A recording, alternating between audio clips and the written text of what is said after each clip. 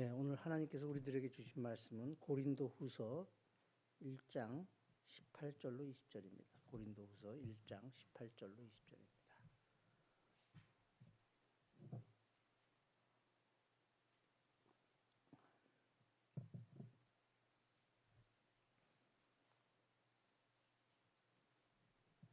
고린도후서 1장 18절로 20절. 신약성경 287페이지입니다. 신약성경 287페이지. 한 목소리로 다 같이 합독하시겠습니다. 시작. 하나님은 미쁘시니라. 우리가 너에게 한 말은 예하고 아니라 함이 없노라. 우리 곧 나와 실로아노와 디모데로 말미암아 너희 가운데 전파된 하나님의 아들 예수 그리스도는 예하고 아니라 함이 되지 아니하셨으니 그에게는 예만 되었느니라. 하나님의 약속은 얼마든지 그리스도 안에서 예가 되니 그런즉 그로 말미암아 우리가 아멘하여 하나님께 영광을 돌리게 됐느니라. 자, 오늘 설교는 예수님의 별명에 대해서 여러분들 좀 같이 나누고자 합니다. 보통 사람들이 성공하기 위해서는 세 가지 요인이 있어야 된다. 첫 번째가 지능이라고 합니다. 머리가 너무 나쁘면 안 돼요. 너무 나쁘면 안 돼요. 지능도 IQ가 웬만큼은 있어야 됩니다. IQ가 근데 사실 100만 넘으면 된다 그래요. 100만 넘으면 된다 그래. 너무 좋을 필요도 없는데 하여튼 지능이 꽤는 있어야 돼요. 그리고 지식이 있어야 된다고 합니다. 지식. 지능이 있다고 지식이 있는 건 아니에요. 지능이 있어도 지능이 좀 인간으로서 가지고 있다 해도 책을 보지 않고 뭔가를 이렇게 받아들이고 공부를 하지 않으면 지식은 생길 수가 없는 거예요. 지식은 생길 수가 없는 거예요. 그래서 지식도 굉장히 중요한 겁니다. 그래서 저희 어릴 때는 부모님들이 학교 오면 그 선생님들 만날 때 그런 얘기를 참 많이 했어요. 우리 애가 머리는 좋은데. 그런 말 참 많이 했습니다. 무슨 말이냐면 머리는 좋은데 성적이 안 올라요. 성적이 안 좋은 거는 쟤는 머리는 좋은데 참 선생님이 조금만 노력해 주면 되지 않을까. 뭐 이런 뜻으로들 많이 얘기했습니다. 공부를 하지 않은 머리로는 아무것도 할 수 없습니다. 아는 것이 힘이라고 하지 않습니까? 아는 것이 힘이다. 아는 것이 힘이다. 실제로 그런 것 같습니다. 그리고 마지막으로 세 번째가 지능, 지식, 자세. 자세 중요하다는 겁니다. 자세. 학생들은 공부하는 자세가 있어야 되고, 그리고 목사는 목사로서의 자세가 있어야 되고, 학생은 학생으로서의 자세가 있어야 되고, 직장인은 또 직장인으로서의 자세가 있어야 됩니다. 자세가 중요한 거예요. 성실하게 임하는 바른 자세가 기본이라는 겁니다. 그런데 이 지능, 지식, 자세 다 중요한데 제일 중요한 거는 자세라는 겁니다. 인생에 있어서 자세가 바로 되어 있지 않으면 지능이 있고 지식이 안만 있어도 소용이 없다는 거예요. 나쁜 방향으로 갈 수 있다는 겁니다. 삶의 자세가 잘못되어 있으면 성공할 수 없다는 것입니다. 저희 학교 다닐 때 그 김정준 학장님이라는 분이 계셨는데 저는 그분이 참 잊혀지지가 않는 게 그분이 참 여러 가지 책들을 많이 쓰셨는데 지금 그분의 신학 서적을 읽어봐도 참 대단하다는 생각이 듭니다. 대단하다고 생각이 들고 깊이도 있고 근데 그 김정준 목사님이 하여튼 그 당시에 유학을 미국, 영국, 독일로 갔다 왔어요. 그러니까 그 당시에 어학들을 그렇게 잘하셨던 것 같아요. 옛날 분들이 제가 볼 때는 어학을 훨씬 더 잘했던 것 같아요. 지금 유학을 가서 뭐 미국에 가서 영어를 했고 영국 가서 또 영어 했겠지만 독일 가서 독일어로 또 논문을 쓰신 것들이 있더라고요. 근데 그분이 항상 강조하던 말씀이 공부는 궁뎅이로 하는 거야, 궁뎅이로. 머리로 하는 게 아니라 궁뎅이로 한다고 했어요. 뭐든지 끈질기게 앉아있는 사람들이 공부를 잘한다는 거예요. 그 말은 진실인 것 같습니다. 진실이에요, 진실. 제가 공부를 그렇게 잘하지 못해. 별로 감동을 안 받네. 그거 보니까 가벼워, 엉덩이가. 나는 이렇게 밖에, 예를 들면 우리 집에서도 우리 집 사람이 이렇게 앉아있으면 나는 밖에 나가서 뭔가 시장도 갔다 오고 뭔가 이렇게 슈퍼마켓도 가고 뭔가 사와야 돼요. 집에 가만히 있지는 못합니다. 그리고 공부를 하려고 그러면 준비하는 게 많아. 뭐 이렇게 책상도 치워야 되고 뭐도 하고 나서 공부할 때쯤 되면 또 텔레비 봐야 돼. 이래서는 안 된다는 거예요. 진득하게 옆에 뭐 무슨 바람이 불고 뭘 해도 진득하게 앉아있는 사람, 그런 사람들이 공부를 잘한다는 거예요. 엉덩이로 공부한다. 여러분들 여기 학생들이 많은데 잊지 마시기 바랍니다. 공부는 엉덩이로 한다. 엄마 나는 머리가 나쁜 것 같아. 이런 말 해봤자 소용없어. 핑계가 안 됩니다. 엉덩이로. 모르면 그냥 진득하게 앉아 있어서 여러분들 이상해요. 참 이상한 게 이해가 안 되면 외워버리면 돼. 외우면은 또 그 외운 게 머릿속에서 작용을 해서 이해가 돼요. 그 이해만 한다고 되는 게 아니라 외워야 되는 건 또 그 두 가지가 같이 가야 되는 거야. 그래서 이해가 안 되면 진득하게 외우고 꾸준히 바라보면 또 이해가 되고 공부는 그렇게 하는 겁니다. 그런 사람들이 공부를 잘하게 돼 있어요. 그래서 자세에 있어서도 두 가지 자세가 중요하다는 겁니다. 네. 주저하지 않고 미루지 않고 긍정적으로 인정하는 자세, 그리고 기쁜 마음으로 찬성하는 자세. 긍정적으로 인정하되 주저하지 말아야 된다는 거예요. 이럴까 말까 저럴까 말까. 현대인의 불행은 자신의 결정에 자신 없어 한다는 거예요. 이게 맞을까? 이거 사고 나니까 저게 더 좋지 않을까? 이거 사고 나니까 저게 더 좋은 것 같고. 짜장면 먹을까? 짬뽕 먹을까? 이게 항상 큰 고민들 아니에요. 그래서 오죽하면 우리나라에 짬짜면이 나왔잖아요. 하여튼 뭐 이거 먹을까? 저거 먹을까? 고민들이 항상 되는 거예요. 두 마음을 품는다는 겁니다. 여러분들 전심전력하지 않으면 성공할 수 있는 일이 없어요. 전심전력해야 된다는 겁니다. 신앙생활도 마찬가지. 화끈하게 하셔야 돼요. 그래서 마태복음 6장 24절을 보면 이렇게 되어 있습니다. 같이 읽어봅니다. 한 사람이 두 주인을 섬기지 못할 거예요. 망고의 진리예요. 망고의. 한 사람이 두 주인을 섬기지 못합니다. 신앙생활뿐만 아니라 우리의 사회생활에도 마찬가지예요. 한 사람이 두 주인을 섬기지 못합니다. 한 가지만 뚜렷하게 해야 돼. 내가 이거다 하면 그냥 그걸로 끝장을 봐야 됩니다. 그럴 때 우리의 삶이 성공할 수 있고 그럴 때 우리들이 만족할 수 있다는 거예요. 그리고 또 중요한 거, 기쁜 마음으로 찬송하는 태도가 중요한 거예요. 여러분들 민주주의란 게 4대6으로 이길 때도 있고 9대1로 이길 때도 있고 나눠지게 돼 있어요. 나눠지게 돼 있습니다. 그죠? 어쨌든 결정이 나면은 그 결정에 따라야 되는 거예요. 그 7대3 그러면 7이 이기게 되면 3 되는 사람들도 저쪽의 의견에 별로 반대를 하지 말아야 돼. 무슨 말이냐면은 이렇게 됐구나. 결과를 인정해야 되는데 그래도 나는 아니야. 그러면서 계속 발목을 잡고 나라가 갈라져서는 안 돼요. 아까 우리 박성균 성도님이 선거 결과로 나라가 나눠졌다 그러는데 그래서는 안 된다는 거예요. 우리가 졌으면 깨끗이 승복할 줄 알아야 된다. 이게 굉장히 중요한 겁니다. 굉장히 중요한 거예요. 예. 그래서 반대하는 사람들은 일이 잘못되기라도 하면 거봐라 내가 끝까지 반대하지 않았냐 내가 옳다고 이렇게 얘기해서는 안 된다. 그래서는 나라가 어떤 집단도 발전할 수가 없다는 겁니다.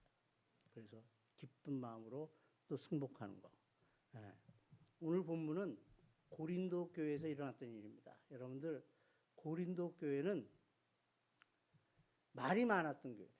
은사도 많이 받고 물질도 많이 받았는데 그 대신 말이 많았던 교회입니다.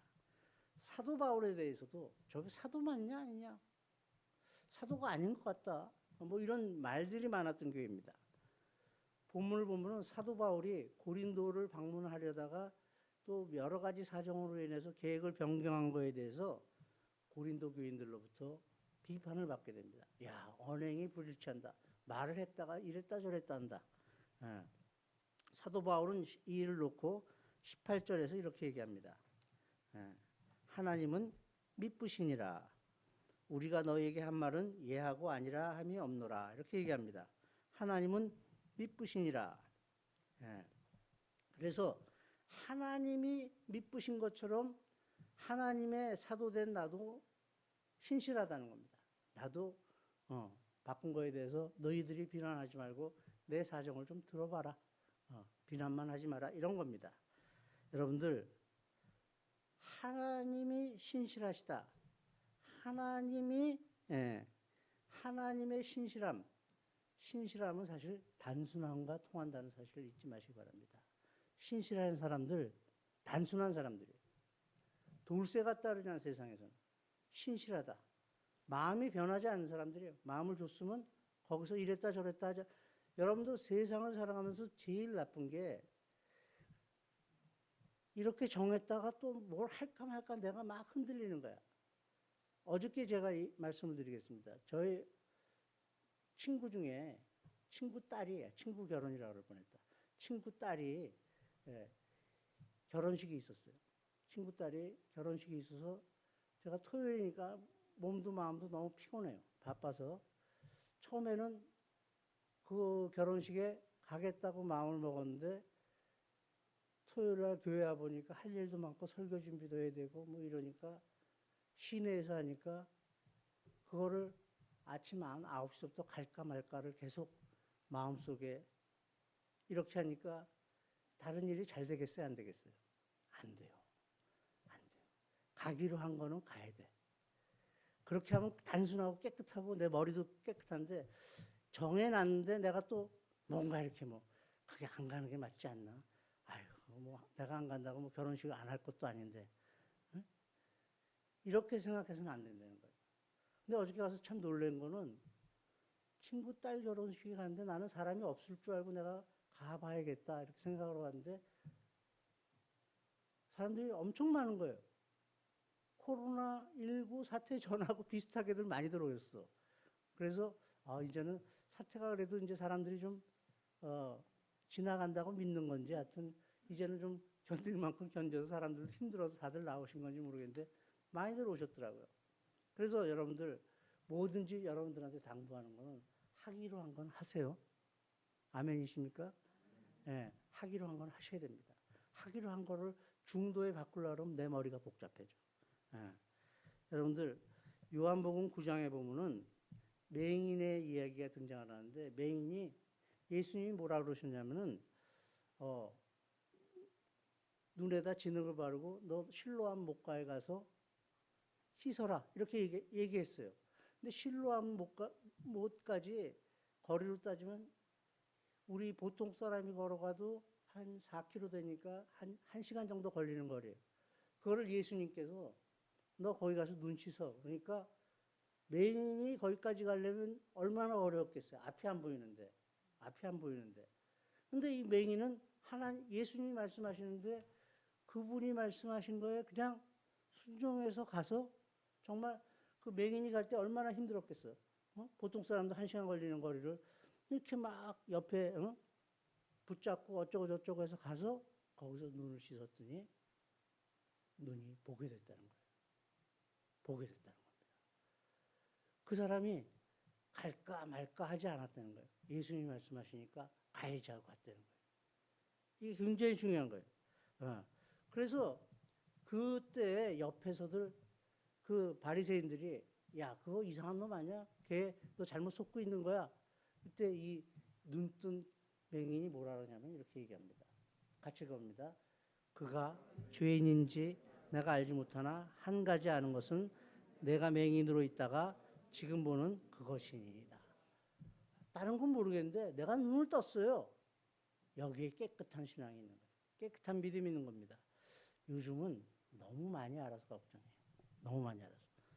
별로 필요치 않은 것을 많이 알아서 골치가 아픕니다. 저희 아버님은 참 단순한 군인이셨어요. 군인이셨는데 참 단순했습니다. 그런데 어느 날 저희 아버지가 뭔가 이렇게 자꾸만 복잡하게 그 수제비 가져와 수제비 수제비 가져와 그랬어요. 그 다시 온대요. 예. 자 죄송합니다. 저희 아버님이 어느 날서부터 뭔가에 비판적이 되고 자꾸만 꼬인 얘기를 많이 하시는 거예요. 꼬인 얘기를 많이 하고 뭔가 이렇게 복잡한 얘기를 많이 하죠. 그래서 왜 그런가 제가 어린 눈에 봤습니다. 그랬더니 저희 아버님 비서관으로 머리가 굉장히 비상한 소위 말하는 KS 출신의 아주 똑똑한 분이 비서관으로 들어왔어요. 근데 이분의 특징이 뭘 분석하는 거야. 그래서 이분하고 같이 있다 우리 아버지가 영향을 받아버렸네. 그러니까 자꾸만 분석하고 비판하고 이렇게 돼버리셨어. 그래서 제가 보다 못해갖고 아버지한테 그러지 마시라고. 옛날에 훨씬 더 좋으신데 지금 뭔가 비판하고 뭔가 이렇게 분석하는 건 아버지 스타일이 아닌데 이렇게 말씀을 드렸습니다. 하여튼 여러분들 여러분들도 너무 비판적인 사람 옆에 있으면 본인이 비판적이 돼버려요. 너무 뭔가 따지는 사람들 옆에 있으면 본인이 자꾸만 따지게 돼요. 안 보이던 게 보이게 돼. 물론 따질 때는 따져야 되겠지만 여러분들 인생이 그래서는 자기가 피곤해지는 거예요. 자기가 피곤해져. 그래서 단순하게 산다는 거. 예수님이 나를 고쳤다. 그것으로 끝나는 거예요. 예수님이 나한테 해주신 게 이거다. 이렇게 얘기하는 겁니다. 예, 단순한 믿음, 거기에 감격이 있는 거예요. 단순한 믿음. 오늘의 본문에 보면은 아멘이란 말이 나와요. 예수님의 이름이 별명이 아멘이라고 합니다. 여러분들 아멘이란 말에 대해서 아셔야 될 거는 아멘은 히브리어이지만 헬라어이기도 해요. 헬라. 아멘은 히브리어하고 헬라하고 동일한 단어를 쓰는 거예요. 예. 그래서 성경을 보면 진실로 진실로 내가 너희에게 이르노니 할 때 아멘 아멘 레고소이라고 합니다. 아멘 아멘 진실로 진실로 내가 진실로 얘기한다. 예. 그래서 하나님의 뜻에 대한 바른 자세요 진실한 응답이 진실이라는 겁니다. 여러분들 하나님의 말씀에 가감을 두지 마시기 바랍니다. 더하거나 빼지 마시기 바랍니다. 하나님이 말씀하셨으면 하나님의 말씀대로 살아가면 돼요. 여러 가지 생각을 하니까 복잡하고 뭔가 또 무슨 뜻이 있었을까 뒤에 무슨 뜻이 있었을까 하고 분석을 하니까 복잡해지는 거예요. 하나님이 말씀하신 대로 그대로 믿어야 됩니다. 그대로 믿으셔야 돼요. 홍해를 건넜다고 바다를 건넜다면 건너게 해주셨구나. 장님이 눈을 떴다면 예수님이 그렇게 하셨구나. 이걸 그대로 믿으면 되는 거예요. 예. 하나님의 말씀은 언제든지 말씀하시면 아멘으로 받아들이는 겁니다. 이것이 하나님의 뜻이요, 하나님의 사랑이요, 하나님의 지혜임을 잊지 말아야 할 것입니다. 우리가 살아가면서 때로 병들기도 하고, 때로 실패하기도 하고, 때로 정말 남들이 볼 때 창피한 일들이 생겨도 우리는 하나님의 뜻에 들어간 사람들이에요. 부끄러워할 것도 없고 세상에 하나님의 섭리가 있겠지. 하나님의 무슨 뜻이 있겠지. 그렇게 여러분들이 마음을 돌이키는 순간 여러분들은 축복의 사람이 되는 거예요. 하나님의 뜻이 있겠지. 이걸 믿는 사람들이 크리스찬들인 것입니다. 나를 향하는 이 하나님의 특별한 사랑을 발견하고 받아들이는 것이 참된 아멘이고 참된 신앙인 것이에요. 찬양 하나 부르시겠습니다.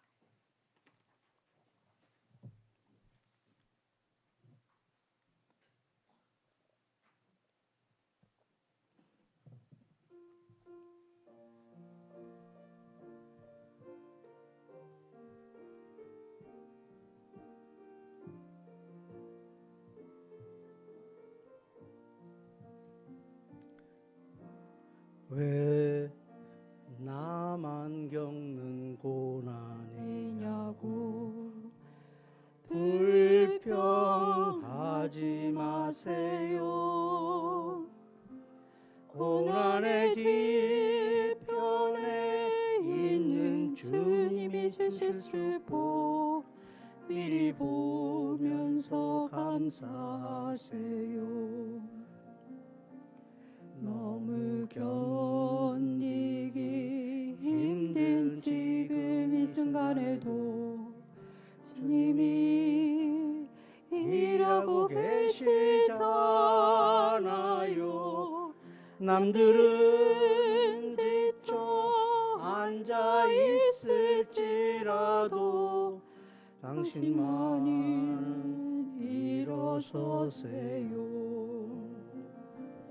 힘을 내세요. 힘을 내세요. 주님이 손잡고 계시잖아요.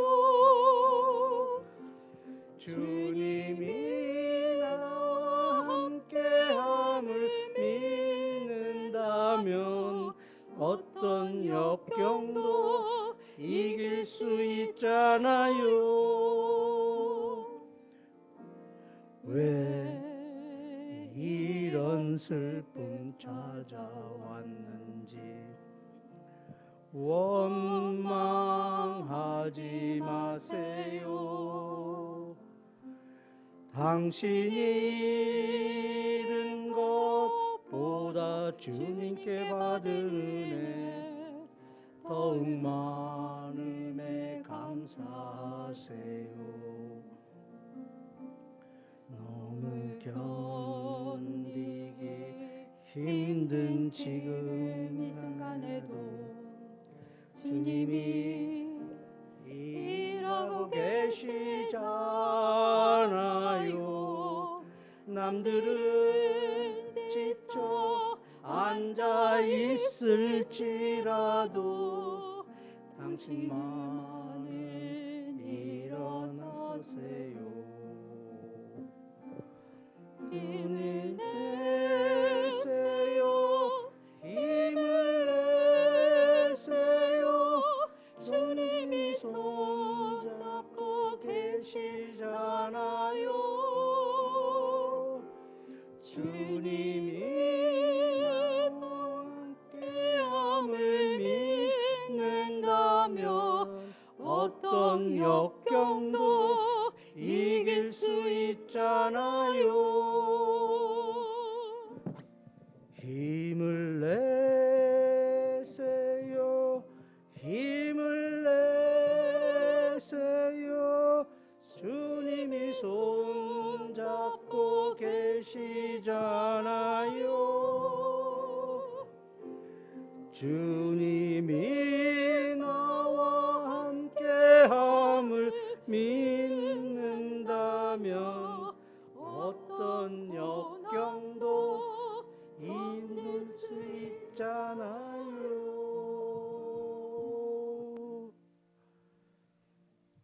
종교개혁자 마르틴 루터는 오직 믿음으로 솔라 피데라고 하는 참된 신앙적 진리를 지키기 위해서 로마 교황청에게 선전포고를 했어요. 그 다음에 마르틴 루터의 삶은 참으로 몇 년 동안 힘든 삶이었습니다. 여러분들 교황청이란 게 지금도 그렇지만 그 당시에는 어마어마한 권력을 가지고 있었습니다. 거기에 반기를 든 거예요, 마르틴 루터가. 그래서 보름스란 데서 피신을 해서 바르트부르크 성이란 데로 피신을 하게 됩니다. 거기에 숨어서 혼자서 지내고 있는데 그 바르트부르크 성에 가면은 잉크 자국들이 벽에 남아 있어요. 뭐냐면 사단이 루터한테 유혹할 때마다 루터가 잉크병을 집어던졌다. 유혹하지 말라고. 그냥 적당히 타협하고 살아가지 뭘 그래. 적당히 타협하고. 사실 혼자서 하나님의 말씀을 지킨다는 게 외롭고 힘들고 어려운 길이지만 그거를 지켜나간 사람들이 기독교에서 개신교의 역사를 써나가는 거예요. 타협한 사람들은 한 번 타협하면 여러분들 세상에 한 번 타협하면 계속 타협하게 돼요. 한 번 타협하면 계속 타협합니다. 계속 잘라내야 돼요. 사단은 끊임없이 공격합니다. 이 정도면 됐어. 이 정도면 좀 타협하고 살지. 여러분들 말씀대로 사시기 바랍니다. 말씀대로 사는 사람들이 꼭 승리하게 돼 있어요. 그리고 떳떳해요. 한 번 넘어간 사람들은 계속 넘어가게 돼 있어요. 계속 넘어가게 돼 있어요. 예수님의 별명은 아멘입니다. 예수님의 별명은 아멘으로 시작해서 아멘으로 끝나셨습니다. 저 높고 높은 하늘나라에서 이 낮고 낮은 이 땅으로 아멘으로 오신 거고 마지막에 계실 때도 아버지여 이 잔을 내게서 지나가게 하옵소서. 만일 할만하시거든. 그러나 나의 원대로 하지 마옵시고 아버지의 원대로 하옵소서. 아멘으로 응답하시고 십자가에 못 박혀 돌아가셨던 거예요. 이 낮고 낮은 땅에 오시고 십자가에 못 박혀 돌아가시고. 그래서 예수님의 별명이 아멘입니다.